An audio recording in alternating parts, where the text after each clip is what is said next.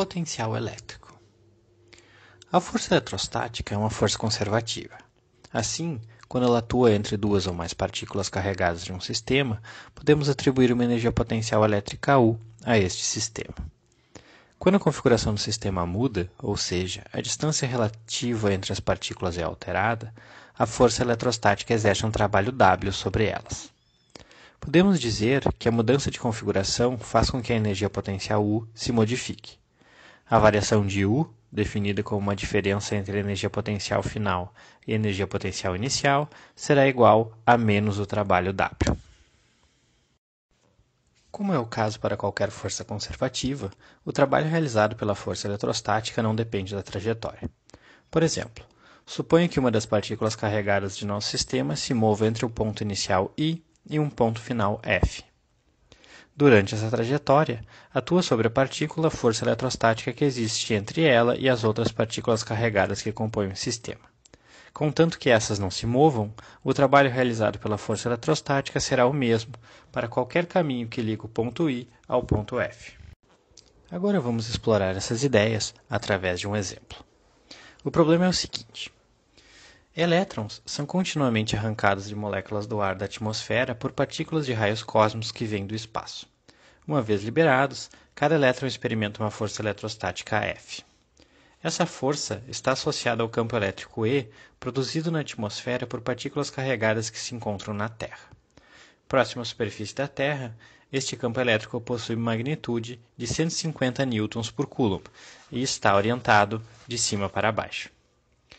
Qual é a variação ΔU da energia potencial elétrica de um desses elétrons liberados se a força eletrostática faz com que ele se mova verticalmente para cima por uma distância d igual a 520 metros?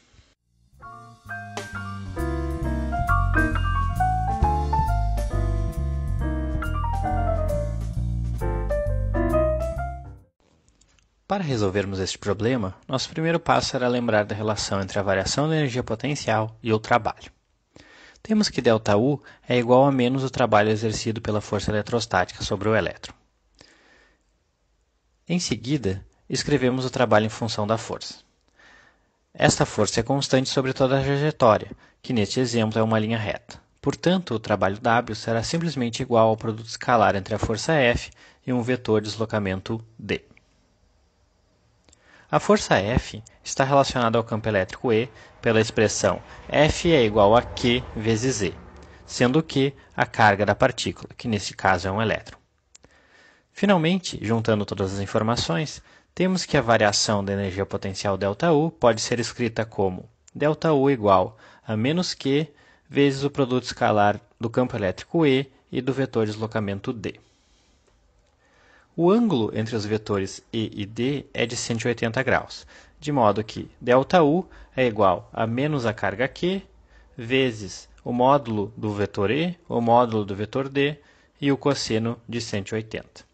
Incluindo os valores para a carga elétrica, o campo elétrico e a distância D, chegaremos no nosso resultado final, que é ΔU igual a menos 1,2 vezes 10 na menos 14 joules. Esse resultado nos diz que durante a ascensão de 520 metros, a energia potencial elétrica do elétron diminuiu por um valor de 1,2 vezes 10 na menos 14 joules. A partir deste exemplo, fica claro que a energia potencial de uma partícula carregada em um campo elétrico depende da magnitude da carga. Entretanto, a energia potencial por unidade de carga possui um valor único em cada ponto. No exemplo anterior, vimos que a diferença de energia potencial do elétron era dada pela seguinte expressão. Se substituíssemos o elétron por um próton, a única diferença seria a carga Q, que passaria a ser igual a mais 1,6 vezes 10 na menos 19 coulombs. A variação da energia potencial para o próton, consequentemente, seria positiva e igual a 1,2 vezes 10 na menos 14 joules.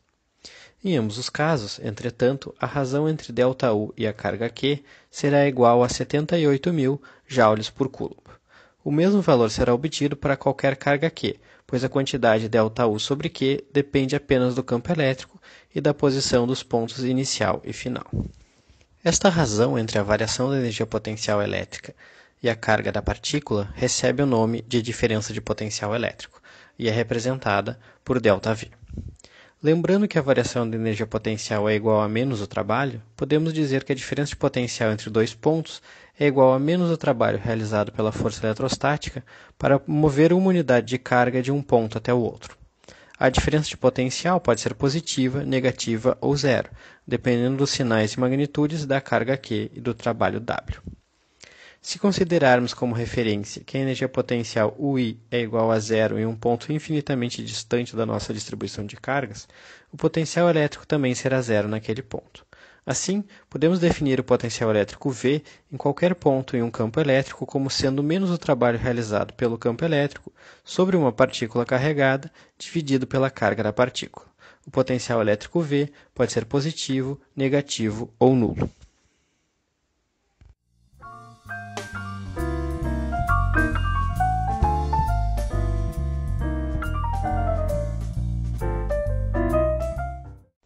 Potencial elétrico de uma partícula pontiforme.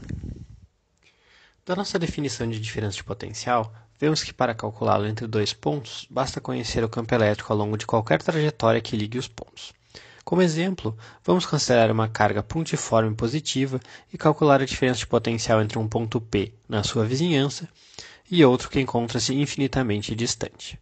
Para isso, vamos supor que no infinito o potencial elétrico devido à nossa carga pontiforme é nulo. Daí, o potencial V no ponto P será dado por uma integral de caminho do produto escalar entre o campo elétrico E e um vetor de deslocamento infinitesimal ds. O campo elétrico para uma carga pontiforme positiva aponta radialmente para fora da carga. Matematicamente, podemos escrever o campo através da expressão E igual a 1 sobre 4πε0, Q dividido por R ao quadrado vezes um versor R.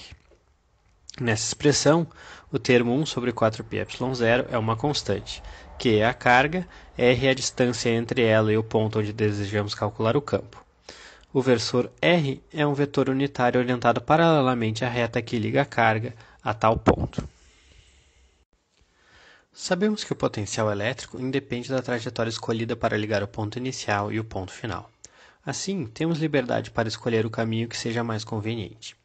Nesse caso, uma linha reta que une um ponto no infinito e o ponto P é uma boa escolha. Em particular, vamos supor que nossa trajetória é paralela a uma das linhas de campo do campo elétrico E.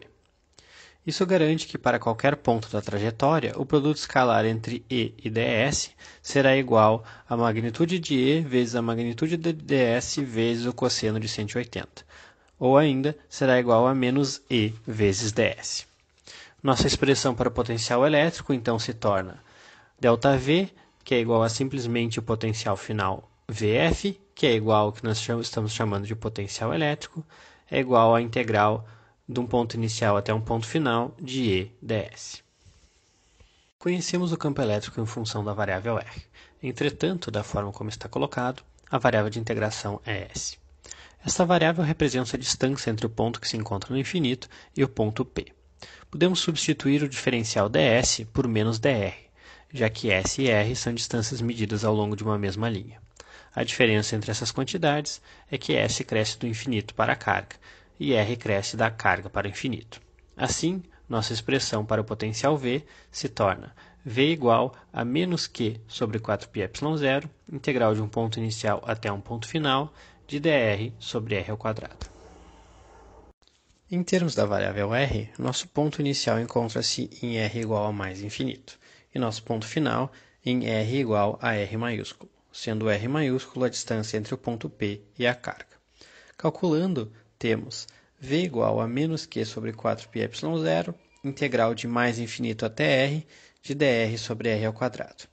Essa integral é simplesmente igual a menos 1 sobre R, que temos que avaliar entre os limites de integração. O resultado final será V igual a 1 sobre 4πε0, Q sobre R.